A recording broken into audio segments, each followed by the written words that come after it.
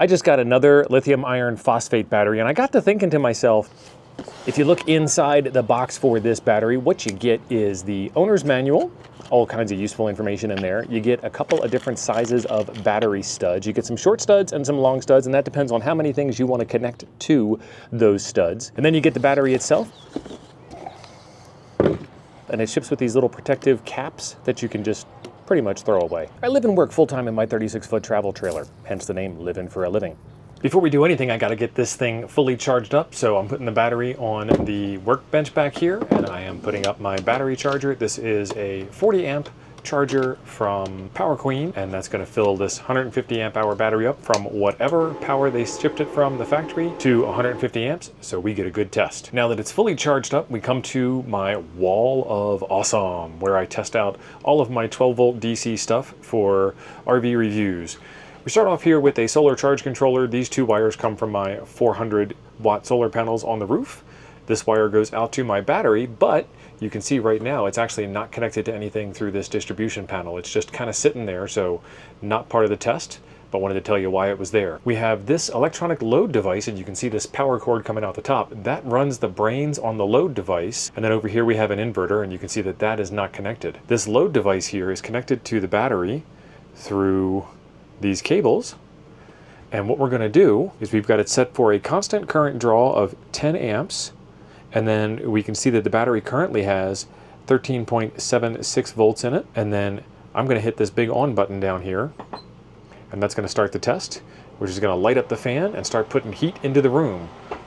All the power in this battery is going to be converted into heat, and as part of the process it's going to get measured by that last line down there. So at 10 amps drawn on a 150 amp hour battery, we'll be back in 15 hours or so to get you the results. We're done the first version of the test, and you can see right there at the bottom we're looking at 148.757 amp hours out of the 150 amp hour battery. I'm going to test it one more time. We have reached the end of test number 2, and we're looking at 149.5 amp hours out of the battery. And this is supposed to be a 150 amp hour battery, so that's kind of a problem. Usually batteries in this capacity, batteries in this size, batteries in any capacity really, outperform the rated number on the panel so that they make you happy. If I got a 150 amp hour battery and gave me 155, I'm not going to complain about the extra 5. Also, as the battery cycles its way through, it's going to get a little bit less and less and less capacity that it can deliver. So they make up for that in the beginning to get you some of those extra cycles in the end and kind of keep you happy. But here's the thing. This battery delivers less than its rated capacity. This is test number 2. This is better than the last time, but you shouldn't cycle it up. You should cycle it down, and it's not going to get much better over time. I mean, we're within the margin of error, but every other battery that I have tested so far has tested higher than its rated capacity. Even ones that aren't supposed to test higher than its rated capacity. So I did what any of you guys would do. I reached out to the vendor, Humsiank, I still don't know how to pronounce their name, and said, my battery isn't giving me the rated capacity. I mean, it's 1 amp hour off, maybe 2, maybe 1.5, depending on how you really split hairs on things. Some of that could be on me, but like I said before, I think that these batteries should deliver slightly more than their rated capacity. A 150 amp hour battery should give you, I don't know, 155 when you first get it, and then work its way down from there, not 147 and change or 148 and change, or whatever the case may be. But I wanted to reach out to them to see what they thought about it, to see what they wanted to do about it, to see how they wanted to handle it. And so when I reached out to them, they asked for the serial number off the side of the battery. They wanted to look it up in their records and see what happened. And here's their response. The data showed that the discharge capacity of the battery was 150.160 amp hours, which is slightly higher than your latest test data, which is true, because mine was 149 or 148 or something like that. After analyzing the reason for the insufficient capacity data, may include, number 1, charging and discharging under non-standard voltage. I used a battery charger from Power Queen that I've used for all my other batteries and all my other testing, and it's been fine. So, who knows?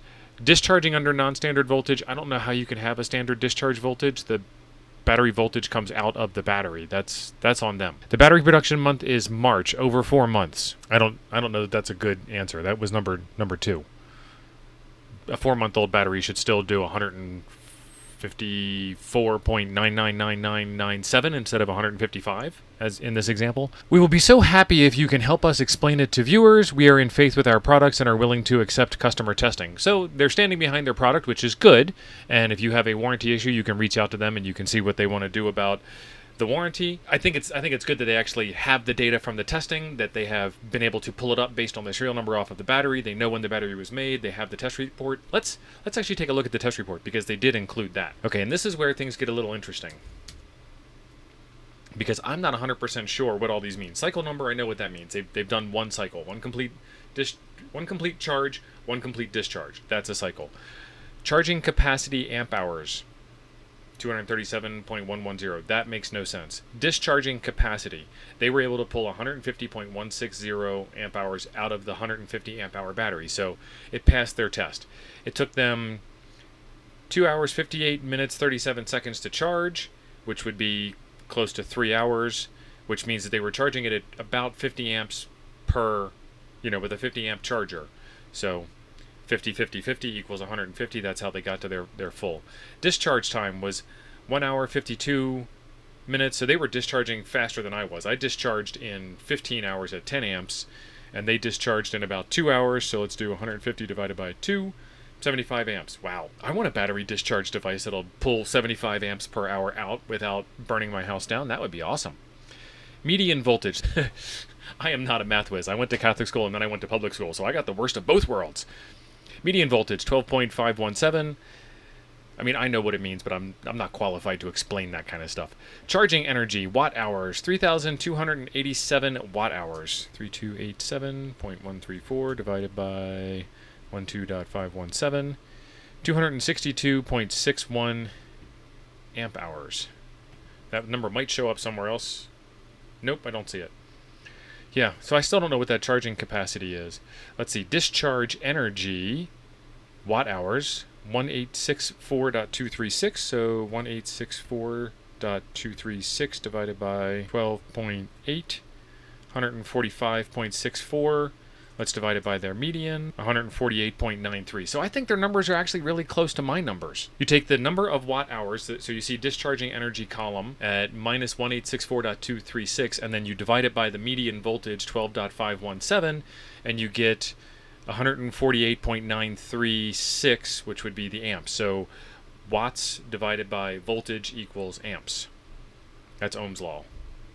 Write that down. Constant current charging ratio, 44.44, which is close to what I said at 50. Constant current charging capacity, 105.367. I don't really know what that number means because that's not 150 and that's not 44.44 times 3 hours. Charging start voltage, 11.428. Charging end voltage, 14.006. So this battery, at the end of it being fully charged and unable to accept any more charge with their equipment, showed a voltage of 14.006. That's within the range of lithium iron phosphate batteries.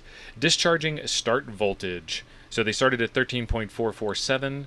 Let's see, in my test, 13.765 starting voltage. Discharging end voltage, 0.617. Discharging capacity attenuation ratio, 100. Sure. So 1 to 1. Charging and discharging efficiency, 63.33. So this is the data that they have on their factory assembly line of when they built this battery and when it comes out.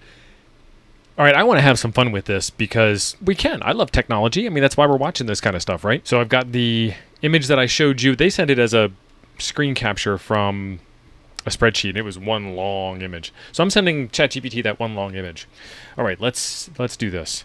I am reviewing a 150 amp hour LiFePO4. Wow. Lithium iron phosphate battery for my RV techies out there.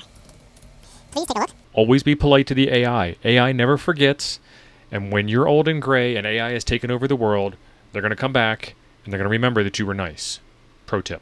A look at the attached image and let me know what makes sense here. I was only able to get about 148 amp hours out of the battery. The battery is supposed to be a 12 volt unit. So I specified the 12 volt because 150 amp hours at 48 volts is a whole lot different than 150 amp hours at 12 volts in terms of size, capacity, price, testing scenarios, all kinds of stuff. It's the watts that doesn't change. That's your constant. If you want to take a 48 volt battery and convert it from 48 volts to 12 volts and know how long it's going to last, you take 48 volts times its capacity to get the watts, and then you take the watts and divide that by 12 volts to get the new capacity. Again, Ohm's law. Cool stuff. Send. And it's really cool because ChatGPT will take that screenshot, convert it into text, and then try to understand it. Discharge capacity. What makes sense? 150.160 amp hours. You mentioned getting 148. The log shows 150, which is close and quite good for 150 amp hour nominal battery. Discrepancies of the 1 to 2% are normal due to internal resistance, slight inaccuracy in the monitoring equipment, voltage cutoff margins, and a whole bunch of other stuff actually, like the thickness of the wire that I use, the temperature of the room during the day, where the sun was, which I guess is the temperature of the room during the day, all kinds of stuff. It's all organic. Like physics can get you a whole bunch of math that'll get you in the ballpark, and then you come into the real world of full-time RV living, and you've got the physics change. And it's not that the laws of physics change, it's that the physics of the environment that you're in change. In a RV situation, like a towable trailer unit like mine, they're going to sit in a black box on the tongue in the hot sun. Think being hot is going to make something different? Charging capacity, 237.110 amp hours. This seems unusually high. See, I was right. I love it when AI agrees with me. More than 150% of rated capacity, but it includes all current drawn during the full charge cycle, including balancing idle losses and possibly measurement error or standby draw. Yeah, okay. Your battery may have a long constant voltage phase, during which the current drops very low but continues for a while. That drags out the amp hour count. Charging time, 2 hours 58 minutes. Discharge time, 1 hour 52. These are reasonable durations, especially if you are discharging at a moderate to high rate, likely near 1C. So there's another question for us. I can explain this, but I bet Chat can do it better. Please explain 1C for the audience. We'll leave that one sit until we read some more, because we might have some more questions. Charging voltage range, 11.428 volts to 14.006. Standard. Yep. Discharge end voltage, 0.671 volts. This is probably incorrect. A LiFePO 4 battery should never be discharged below 10 volts, ideally no lower than 11.5. Absolutely 100% true. My load device just pulls out until the battery shuts off, which is the way I want it. The BMS should protect it from that. So I got down to 4 volts in my test, and the BMS should have shut itself off at 10 volts. So that also explains a little bit longer amp hour draw, because if it shut off at 10 volts, it would shut off at 140 something amp hours, not 148 amp hours like I got it. Because 4 volts, you're still pulling out amp hours. Either way, less than 1 volt is either a glitch or a BMS protected shutoff, not normal usage. Charging energy, 3,287 watt hours. Discharge energy, 1,864 watt hours. These figures reflect roughly 56.7% round-trip energy efficiency. This is quite low for LiFePO 4, which typically delivers 85 to 95% energy efficiency, unless you're charging inefficiently, too slow, or with losses. The measurement method, and this is their test, their data, not my test. The measurement method includes significant parasitic loads or noise. The charge process included a long balancing or idle currents. Red flags or things to look into. Charging capacity, 237 amp hours. Higher than nominal. Worth investigating your charger or monitor's accuracy. So, again, that's their charger, not mine. Discharging end voltage, 0.671. Way too low. Should be 10.5. Minimum. May indicate BMS shutdown, misreading, or unsafe testing procedure. Charging and discharging efficiency, low for LiFePO 4. Either measurement includes losses or setup has parasitic loads during discharge. Should normally be 90%. Suggestions, rerun the test with voltage cutoffs around 10.5. Again, that's a BMS setting, and 14.4 charge to see how it performs in safer operating zones. Make sure your monitor, BMS or external shunt is properly calibrated. If you're using a lab power supply or DC charger, check if it is constant current mode too long. That can inflate amp hour readings. I have no idea what kind of charger that they're using, but a lab power supply is not a DC charger. Those are two different beasts that serve two wildly different purposes. Your battery is behaving mostly as expected. You pulled 148 to 150, which is very good. I pulled 148, they pulled 150. Energy efficiency and voltage readings could use a second look, especially the discharge voltage. Do you want any more information? So let's do that. Please explain 1C. Absolutely. Great idea to explain 1C, especially for RVers and battery beginners. Here's a clean, clear breakdown. What does 1C mean in battery talk? 1C is a way to describe how fast you're charging or discharging a battery relative to its capacity. The C rate is shorthand for the battery's capacity. It is measured in amps and is directly tied to how many amp hours your battery holds. So in this case, a rate of 1C for a 150 amp hour battery means a full charge or discharge in 1 hour. I'm putting in 150 amps all at once, well, over the course of an hour, or I'm pulling out 150 amps over the course of an hour, as opposed to what we were talking about at the beginning of the video where I run my microwave for 5 minutes and I'm pulling out 5 or 6 amp hours during that time. That's the difference between a 1C, which would be a controlled environment test, or running a microwave. So this is really cool. This is one of the things that you can do with AI, and I actually spend a lot of time talking to AI because it's really cool to have a tool like this at your disposal. Like, I just dropped an image in and asked a question and gave it a little tiny bit of background, and here we go. Tons of information.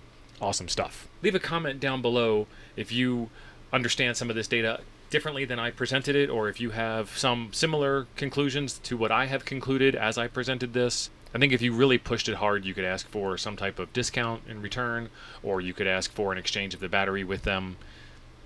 Who knows where things are going, but this is where things are, and you are now informed.